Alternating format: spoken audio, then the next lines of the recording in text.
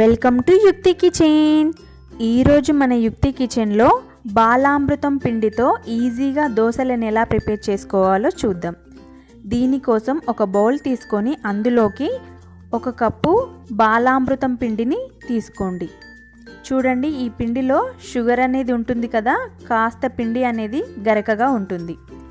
ఇప్పుడు ఇందులోకి 1/2 కప్పు గోధుమ పిండిని కూడా యాడ్ చేసుకోండి. ఇప్పుడు ఈ పిండి మొత్తం కలిసేలాగా ఒకసారి కలుపుకోండి.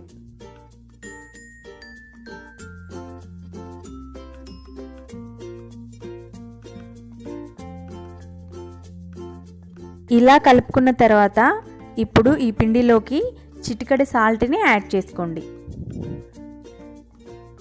సాల్ట్ని యాడ్ చేశాక కొద్దిగా వాటర్ని వేసుకుంటూ ఎలాంటి ఉండలు లేకుండా గరిటెతో మిక్స్ చేసుకోండి.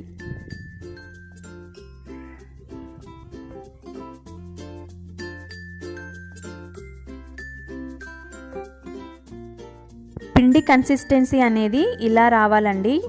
ఇప్పుడు ఈ పిండి పైన మూతను పెట్టుకొని ఒక 5 నిమిషాల పాటు పక్కన పెట్టుకోండి.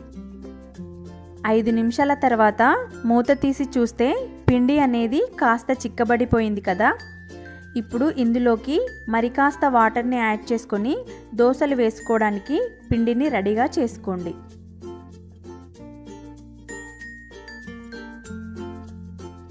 ముందుగా స్టవ్ ఆన్ చేసుకొని స్టవ్ మీద పెనంని హీట్ చేసుకోండి.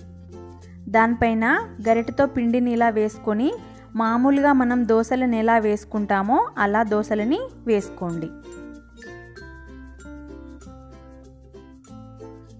ఇలా వేసుకున్న తర్వాత దీనిపైన కాస్త నెయ్యిని వేసుకోండి. చాలా టేస్టీగా ఉంటుంది, అలాగే హెల్త్కి కూడా మంచిది.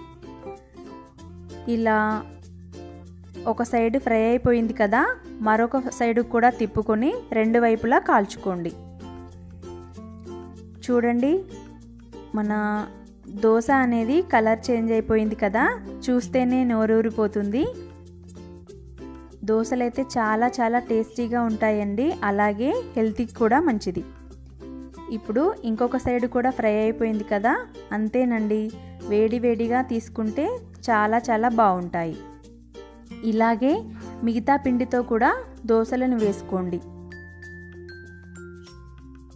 నెమ్మదిగా స్ప్రెడ్ చేసుకోవాలండి.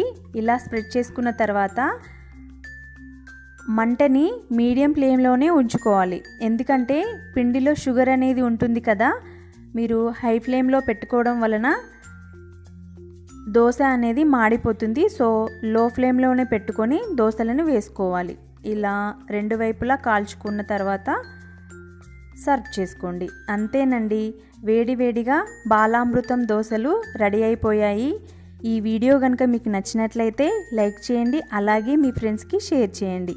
మరిన్ని వీడియోల కోసం నా ఛానల్ని సబ్స్క్రైబ్ చేయండి. Thank you for watching.